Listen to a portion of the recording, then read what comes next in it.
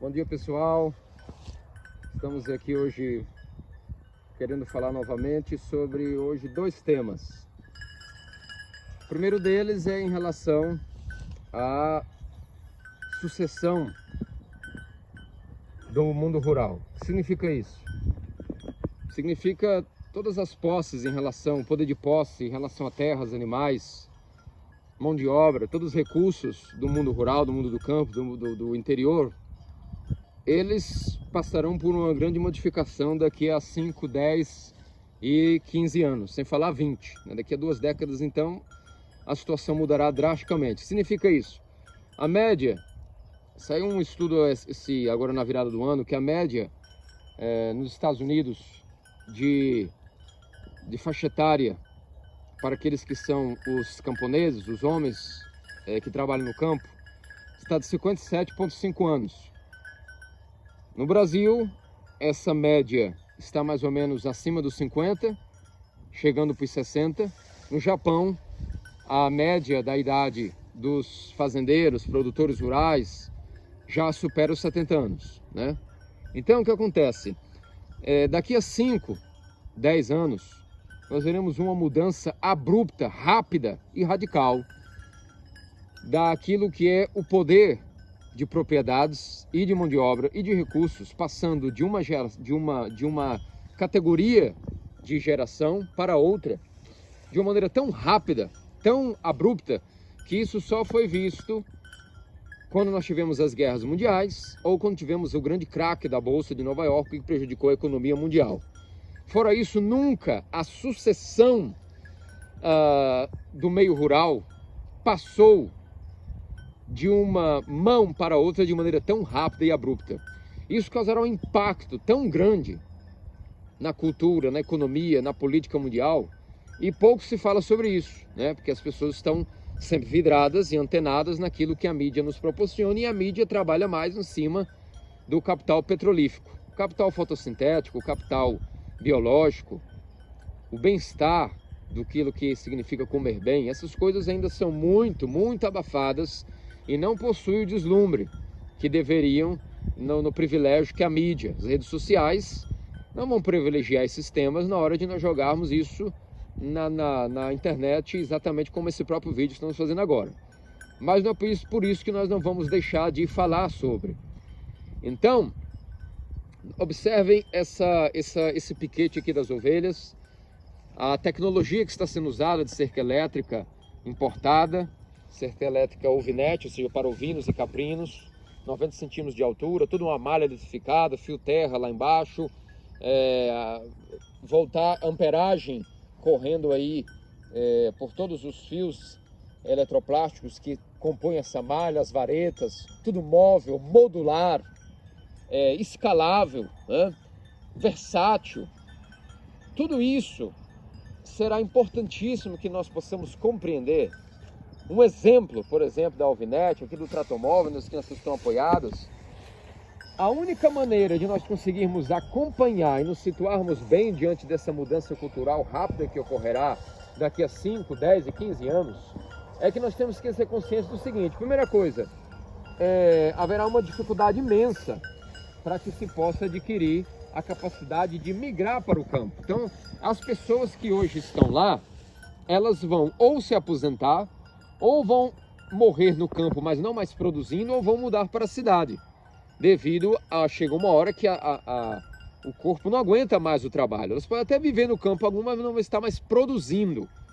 Então, o jovem agora que tentará ocupar esse lugar, ele se verá travado por uma pequena questão. É muito caro hoje em dia adquirir terras. Pequenas propriedades já são caras, imagine grandes.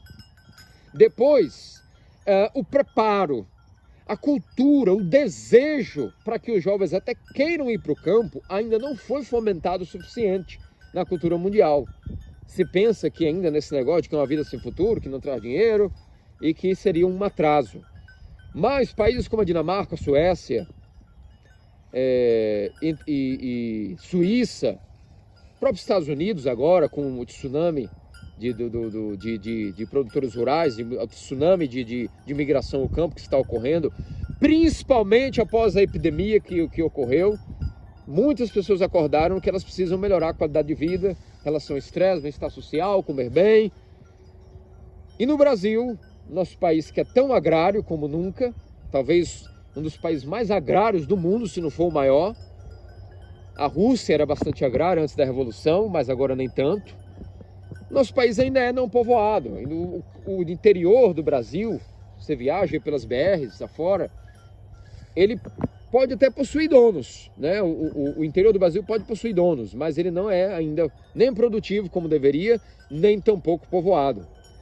E aí os poucos jovens que queiram migrar para isso, eles se veem travados pelo seguinte: de onde é que ele vai tirar capital para poder fazer o primeiro investimento capaz de galgar uma estabilidade financeira, tirando que seja um salário do campo? Então não vamos nem falar de sucesso grandioso, vamos começar pelo básico. Se você tinha um salário na cidade, um salário mínimo, como você pode ter um salário no campo? Né? Porque vamos falar sobre, nós queremos falar aqui de algo realístico para as pessoas brasileiras de todos os tipos de classes. Como nós não podemos excluir os que são pobres, temos que começar por eles, porque senão a gente também fica pensando que só pode migrar para o campo quem é rico, quem é abonado, como se fosse um luxo permissível apenas para quem tem o dinheiro guardado. Isso não pode ser, isso nós temos que quebrar esse chavão cultural. Se é o que se diz, só vai para o campo quem tem dinheiro guardado, porque isso aí nem dinheiro dá, né? Então a pessoa vai brincar de fazendinha.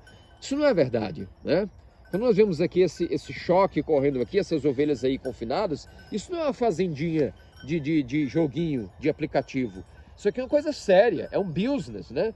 É um empreendimento, o qual houve investimento e está aqui se colhendo o sol, se colhendo água, transformando o capital solar em capital biológico, tanto para o reino fúngico debaixo do solo, quanto por cima os herbívoros. Isso vai chegar na minha mesa, vai chegar na mesa dos outros clientes, vai se transformar em capital financeiro, né? E está tendo o que está ocorrendo aqui? Uma migração do capital petrolífero da cidade, ao qual nós economizamos ao longo de nossos anos anteriores, e estamos agora fazendo uma transição para o capital biológico, solar e ambiental, que são inclusive ilimitados. O lastro do capital petrolífero é estipulado pela economia. Agora, o lastro do capital biológico, ele não tem limites, ele é ilimitado, desde que você saiba manejá-lo, claro, também, né? Mas sol é de graça e não tem fim. A água da chuva tem as suas estações, mas ela tende a não falhar. Ela pode atrasar, pode vir menos, mas em geral todo ano chove, né? Até nas regiões mais áridas do mundo pode haver um período até de estiagem de 3, 4 anos, mas uma hora vai chover novamente, né? Então essa é a primeira questão que nós temos que nos atentar, né? A atividade rural, ela é muito satisfatória, desde que você trabalhe corretamente. É a melhor vida do mundo, na verdade. É o melhor trabalho, o melhor negócio. Isso o jovem tem que entender, porque se ele não entender isso, o que vai acontecer? Daqui a 5, 10 anos, nós veremos um choque tão grande na produção de alimentos mundial, porque as pessoas que estão produzindo, elas não vão ter mais força, elas vão aposentar, ou elas vão morrer, ou elas vão ter que, alguns vão querer passar o bastão para outros. Mas aí você vê travado o seguinte: a pessoa que está no campo, ela quer ir embora, ela quer deixar isso para alguém, esse legado. Mas o jovem, alguns também querem. Mas não há esse intercâmbio ainda, de que o idoso, o ancião que quer migrar, quer aposentar, ele quer, às vezes, passar o bastão. Mas o jovem, até aquele que quer, e vamos dizer que nem todos visualizam isso como sonho, a maioria, na verdade, não imagina isso como um sonho de verão, como um paraíso, mas os que também querem, os poucos que querem, eles não têm nenhum incentivo cultural, nem econômico, porque eles não têm ainda a percepção de que com o mínimo investimento você pode tirar muito benefício. Isso é até um princípio da permacultura. A escola permacultural, elas nos ensina que com o mínimo esforço e investimento, você trabalhando da maneira correta, tem o máximo retorno, você extrai o máximo da natureza com o mínimo esforço. Desde que você trabalhe com ela, através dela, pelos mecanismos dela e não contra ela. E você tem que mudar a mente completamente. Tem que abandonar o que as universidades e academias te ensinam sobre agricultura e pecuária. Você tem que buscar aquilo que as escolas verdadeiramente voltadas para o capital financeiro associado ao capital ambiental vão nos ensinar. Para isso você tem o manejo holístico de Alan Savory, tem a escola permacultural que nasceu através de Bill Mollison e outros na Austrália, tem vários sistemas de K-line, curve line, ou seja, sistema de linhas-chave, curvas-chave, de como sequestrar mais carbono, mais água, melhorar a sua biodiversidade. Enfim, hoje a informação ela é abundante. Só falta, na verdade, aquilo que é a capacidade de interagir com essas informações.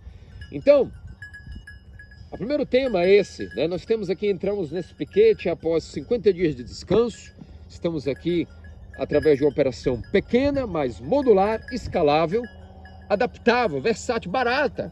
Então, piquetes modulares, onde as ovelhas podem consumir as parcelas, do qual nós vamos maximizando o consumo de forragem, vamos melhorando a adubação e estercagem por metro quadrado, vamos afofando o solo, airando, principalmente alimentando melhor aquilo que é a microfauna debaixo do solo, que é o reino fúngico, vamos deixando de trabalhar com monoculturas, vamos fomentando a biodiversidade, vamos melhorando aquilo que é principalmente quando chove a absorção de água, que é o principal fenômeno que nós estamos lidando agora, é o esquentar e o sequear do mundo.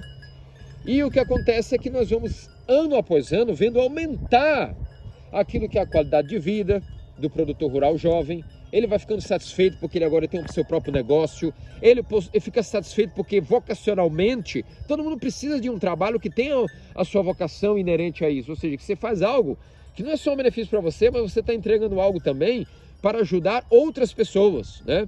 Que você possa ajudar em uma causa maior do que você mesmo. Isso é uma vocação. Depois você tem uma missão. A missão no seu trabalho é o que você faz, conforme você produz alguma coisa ou presta algum serviço, que você vai conseguir melhorar, né, alguma situação. Sei que você vai oferecer um serviço à humanidade que trará benefícios, que trará melhorias, avanços para o todo, né? Isso seria uma missão. E você precisa também da sua profissão, que é você precisa distrair dinheiro do que você faz, né? Vincular todas essas coisas é o que o jovem mais precisa. A onda de depressão no mundo juvenil, que cada vez não produz nada, é crescente. E uma das soluções de escapes que pode haver, fácil, rápido, barato, é o migrar do jovem para o mundo rural, mas de maneira consciente. E nós precisamos rapidamente, a gente acha que isso pode esperar, mas não pode, é iminente. Daqui a 5 ou 10 anos, pessoas que hoje já possuem 55, 60, 65, elas não vão mais conseguir ter a capacidade de trabalhar, o trabalho duro. Então é necessário outra geração vir ocupar isso. Só que há um fenômeno, como eu dizia, pela primeira vez, todo o capital rural passará de uma maneira, toda a média da faixa etária atual já é muito anciã, de uma maneira abrupta, de uma só vez, todo esse capital de um país, de uma nação, que é o seu solo, seus animais, suas terras produtivas, estarão passando para a mão de outra geração da maneira mais abrupta possível. Isso pode ser sinônimo de crise, até de fome e miséria para algumas nações, mas para algumas regiões isso pode ser até uma oportunidade como nunca houve, porque muitos estarão vendo uma maneira como podem vender a sua terra ou fazer algum tipo de consórcio que o jovem possa vir a utilizar essa terra. Nem que ele não compre, mas que ele possa fazer algo memolado. Fica bom para o proprietário, que não pode mais produzir nem trabalhar, e fica bom para aquele que está desempregado e quer realizar-se, né? Veja o exemplo aqui mesmo, esse terreno que nós estamos, ele pertence ao meu vizinho. O seu Claudinei é uma pessoa esclarecida, de boa vontade, de boa índole, e permite que, enquanto ele não está usando esse pasto para nada, ele permite que nós possamos usar, e eu tenho certeza que ele é muito satisfeito de que, tendo em vista os anos que passam, que nós estamos usufruindo desse benefício do pasto arrendado, emprestado, cada ano eu deixo o terreno melhor para ele. Eu não, na verdade os animais, o manejo deixa, né? Nós não somos muito pequenos diante de tudo isso. A natureza é que vai trabalhando conforme o mordomo também permite que ela faça o seu papel. Então olha que maravilha, né? Uma mão lava a outra. O jovem não tem dinheiro para comprar terras, tem o seu capital limitado, mas ele quer produzir, ele tem aquela gana juvenil de que quer mostrar serviço, mas ele não tem às vezes o capital. Mas é uma pessoa que tem a terra e tem a oportunidade de ceder a algum benefício, sai ganhando também, né? As duas partes saem ganhando. E isso você vê uma mudança de mente naquilo que é a economia local, a fomentação de uma comunidade local que interage entre si, de vizinhança, de amizade, né? de confiança mútua. E isso o mundo está muito carente, né? Então, produtividade sem a vida ambiental e sustentável, ela é fictícia, né? Você pode ganhar muito dinheiro lascando e arruinando a natureza. Ok, vai chegar um momento que a natureza não vai mais ter o que te dar, né? Não adianta dizer que vai corrigir com produtos de tecnologia química, porque isso é uma mentira. Chega uma hora que a natureza não vai responder mais, né? Nem quimicamente falando, ela foi sabotada, ela foi negligenciada, ela para, né?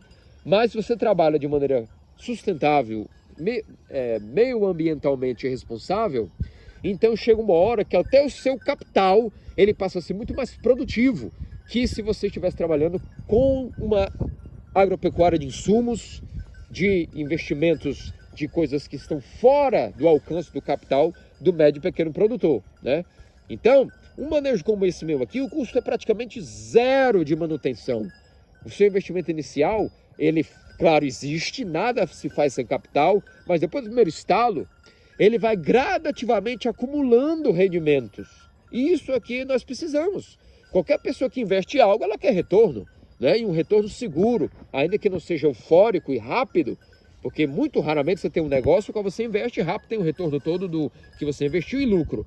São poucos os ramos que você pode apostar essa sorte toda. Mas do mundo real, do trabalhador real, trabalhador que leva a sua vida a sério, ele quer pelo menos que o investimento dele volte o que entrou e depois comece a acumular lucro. E a vida rural é exatamente isso. Não é o contrário que as pessoas pensam, que a vida rural, na verdade, ela é um declínio, né? Que só quem tem dinheiro sobrando e tem garantias extracurriculares pode investir no capital, de maneira alguma, né? O capital rural, ele na verdade é uma saída para a crise econômica. Então nós temos aqui primeiro as ovelhas, agora nós temos ali as vacas. E o segundo tema que nós gostaríamos de falar sobre essa questão toda de hoje é em relação exatamente isso. Primeiro a sucessão, né? O que vai ocorrer daqui a 5, 10, 15 anos em relação à sucessão rural, em relação à população rural que irá ocupar e gerenciar e dominar todo esse meio. Então, a questão segunda desse vídeo é o seguinte: uma vez que se está ocupando agora o campo, se tomou essa iniciativa, a pergunta é: se você realmente, né, necessita de tornar essas propriedades suas produtivas, você precisa, na verdade, antes de qualquer coisa, de criatividade. Eis aqui o maior problema que aconteceu no último século com os proprietários rurais, é que eles não necessitaram mais de criatividade. Por quê? Porque vendeu-se através do capital do petróleo, tratores, mão de obra barata em relação à mecânica, né, a mecânica de tratores. Os adubos químicos não seriam possíveis existirem, bomba de NPK e essas coisas todas, se não existisse o petróleo, né? Não existisse a mão de obra da Revolução Industrial. Então o que aconteceu? A maior tragédia que aconteceu no campo rural foi que, infelizmente, sempre o produtor rural trabalhou com criatividade. Ele literalmente tirava leite de pedra. Por quê? Porque não tendo os recursos de fora, ele teria que trabalhar com o que tem. Basta nós analisarmos o Império Azteca, todo o escoamento de água, o saneamento básico, as hortas com negócios complementares, sistema de criação de peixes no Egito, junto com hortaliças, uma coisa se complementando com a outra, nada se perdia. Por quê? Porque a mão de obra era escassa. O dinheiro você também não tinha, você tinha que trabalhar com o que você tivesse. Era você e a natureza, e o ser humano se via como parte dessa natureza e não alguém extraído dela, como agora o ser humano tende a pensar que ele é uma pessoa à parte da natureza. Então o que aconteceu foi que o médio e pequeno produtor e o grande produtor, os latifundiários, os pequenos produtores, todos eles não exerceram mais essa força mental chamada criatividade. E o que aconteceu então?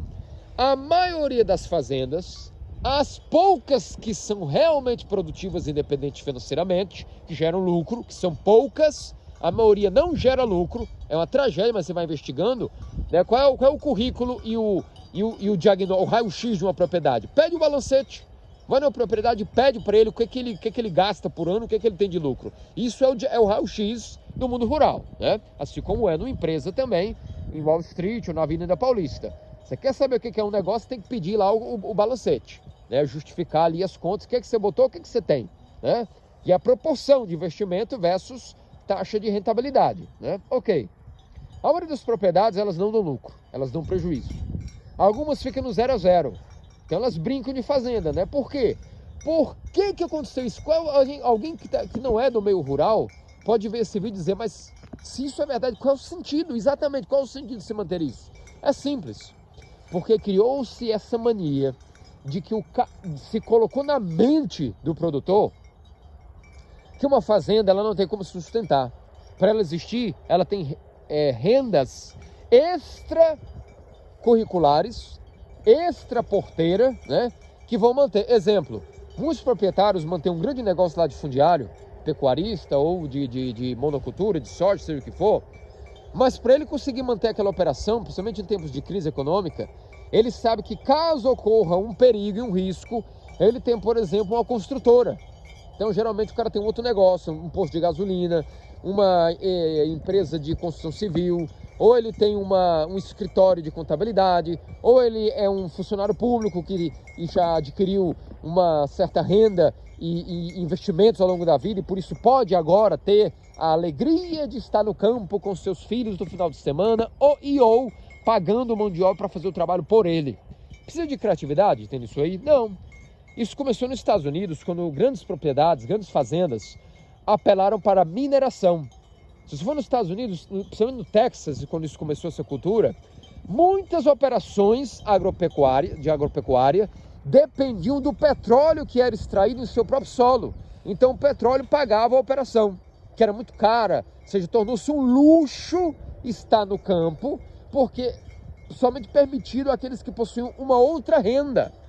Eu mesmo já passei por esse preconceito. Quando a gente disse no nosso projeto no começo, nós iríamos investir nisso, todos riram. Porque todo mundo disse, você não tem dinheiro nem para cair morto, nem para ser enterrado e vai começar a produzir, criar gado, criar ovelha, plantar também, que isso aí é para quem já tem dinheiro. E eu sempre disse, mas é justamente o contrário. Sempre foi o contrário. Ou será que o ser humano, quando era nômade, migrava de nação para nação, será que ele precisava ter um dinheiro guardado? Não. Era ele, a criatividade, suas mãos nuas, suas ferramentas, mas principalmente a criatividade. Então, eis aí os dois problemas que nós temos que desmistificar. Primeiro, a questão da sucessão do mundo rural, que é iminente, é rápida, nós temos que tomar providência e dizer ao jovem que ele tem que ir. Ele precisa se conscientizar que se ele ama a família dele, se ele ama a nação dele, a profissão dele, número 1, tem que ser, ele pode ter qualquer outra profissão, desde que ela esteja aliado em ou criar, ou ser um criador, ou um produtor de alguma coisa. Isso vai melhorar a renda dele, vai melhorar a qualidade de vida dele, o bem-estar dele, o lazer, o entretenimento, a qualidade de vida, a água que ele toma. E não tem problema, ele pode ter até outra profissão subjacente, desde que ele não deixe de pensar que ele tem também que criar algo. Senão, a própria nação daqui a pouco estará completamente improdutiva, porque sem o setor primário, que é a agricultura e pecuária, não existe setor secundário industrial e nem o terciário, o quarto, o quinto, seja quantos setores quiserem nomear, que é o varejo, o produto final, o comércio, os mercadinhos, as lojas, depois os outros setores de lazer, entretenimento, clubes, bares, restaurantes. Essas coisas não funcionam sem o setor primário. Se ninguém mais está povoando o setor primário, o que vai acontecer com a cadeia alimentar e com a cadeia econômica? Ela vai desmoronar. Países de primeiro mundo, como Dinamarca, Suécia, Suíça, já acordaram para isso, estão incentivando, até com incentivos governamentais, que o jovem vá para o campo. Somente se ele tem filhos, porque ele já pensa até na próxima geração. Casal com filhos tem benefício para ir para o campo. No Brasil, você não vai esperar que o governo vai te dar benefício. você tem que ser criativo. Daí vem o segundo tema do vídeo, como eu estou dizendo. Você tem que apelar para a criatividade. O que é criatividade? É não ter preguiça, número 1, porque a preguiça mata. E depois, com a sua capacidade de trabalho, com a sua boa vontade, partir para sistemas que se complementam. Então, ainda que nós trabalhamos de maneira barata, sem mão de obra de trator, sem muita gasolina gás, sem roçadeira, sem grade para arar, sem nada, nós temos o trabalho rústico, por um lado, a mão de obra familiar, mas também temos a tecnologia, que com a criatividade e a mão de obra familiar pode fazer milagres, como o uso, por exemplo, agora da cerca elétrica. Imagina, antigamente, para pastorear um rebanho, era necessário 10, 15 peões, os boiadeiros. Hoje, você com um painel ali solar, um fotovoltaico, uma bateria básica, barata, de carro mesmo, uma bateria de 60, 100 amperes, mais fita eletroplástica, varetas plásticas, você faz o que você quiser, faz milagres na sua propriedade. A mesma coisa em relação a galinhas, abrigos móveis, né? Se a Raíssa der um zoom lá no fundo, você pode ver o galinheiro móvel, que agora está desabitado, que nós vamos começar ainda a operação de galinhas. Mas imagina, quantos módulos desses não vão construir para poder rolar aqui, né, nesses espaços, captando o capital solar e transformando em carne, em ovos, carne de primeira qualidade, de frango, proteína de primeira qualidade. Depois você pode colocar em cada bebedouro dos piquetes que as vacas vão bebendo, transformar isso em tanques de piscicultura, né? Ou seja, no mesmo metro quadrado que tem um peixe ali, tem o bebedouro para as vacas. Enfim, as oportunidades são limitadas. O único limitante para o produtor, isso já dizia Joel Salatin, né? O único limitante para o sucesso do jovem que migra para o campo é o próprio limite da sua própria imaginação. Isso é uma coisa fundamental que a pessoa precisa entender, né?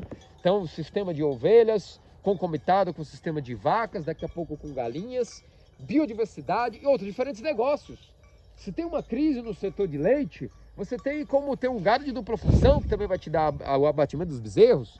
Se tem um probleminha, que por um motivo não houve uma venda boa anual de gado, você tem a carne de cordeiro, você pode ter também os ovos, você pode ter também os peixes, pode ter também a galinha, depois coelho, codornas, um pouco de hortaliças, o mercado de hortaliças naturais, sem agrotóxicos, sem químicos, e outros, são ilimitados, né? Você pode criar um cavalo para o seu entretenimento da sua família. Se você tem mais terra e pode investir em reprodução de cavalos também de raça, começando com um pouco investimento, depois eles vão se reproduzindo. Enfim, tudo. E ainda mais, todo esse manejo, o que ele atrai conforme os anos passam? Ele atrai biodiversidade, ele atrai aquilo que é a própria flora e fauna que são naturais e nativas aos ecossistemas. Aqui hoje não, agora não, mas às vezes nós vemos siriemas, vemos maria preta, vemos todo tipo de pássaros naturais do cerrado que vão vindo, porque eles são atraídos pelas bostas dos ruminantes que passaram e vêm e vão buscar as sementes, vão cavocar dentro das bostas que estão aqui espalhadas, vão buscar as larvas que as moscas colocaram. Depois você tem os insetos que são regenerativos, como o cupim, a própria saúva. Você pode ver que é cheio de cupim, é cheio de saúva, mas você não vê que eles estão acabando com o pasto, que eles estão enlouquecidos, eles vão sendo controlados, cada um vai se complementando. Então você tem um equilíbrio ambiental, um equilíbrio social, um equilíbrio econômico, e tudo dependente daquilo, de que o jovem tem que vir ocupar o campo, porque o velho já está cansado, ele precisa descansar. O jovem, a hora de trabalhar é essa, quando ele está jovem. Então a primeira coisa, sucessão rural, o jovem tem que vir ao campo.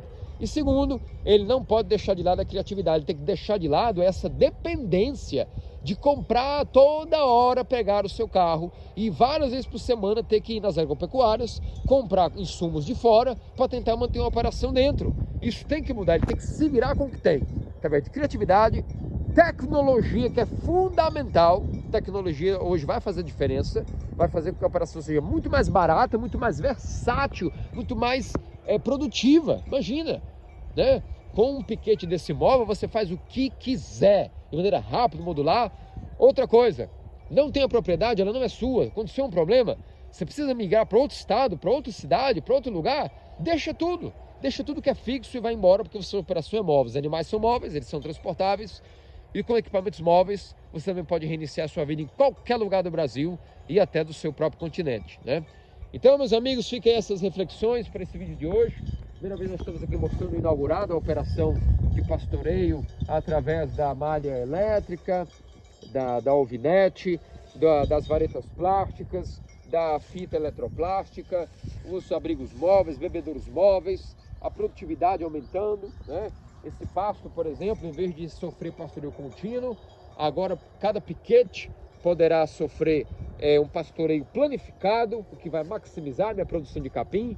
Em vez de se pisotear tudo de uma vez, você vai dando a comida para a vaca diariamente em ração diária. Então você vai sempre economizando mais e mais pasto, produzindo mais e mais estercagem, fertilidade, adubação, irrigação, através da urina, da própria nitritos, nitratos, que vão melhorando aí a fertilidade do solo, vai afofando, mais animais por metro quadrado controlados, então mais carga animal, mais unidade animal por metro quadrado significa mais produtividade, mais melhoria, distribuição de esterco, de urina, e os animais estão aí mansos, felizes, gordos, tranquilos, protegidos, né?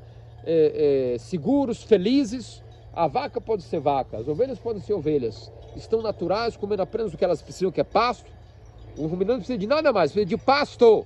Grão é uma coisa que não é necessária para o animal ruminante.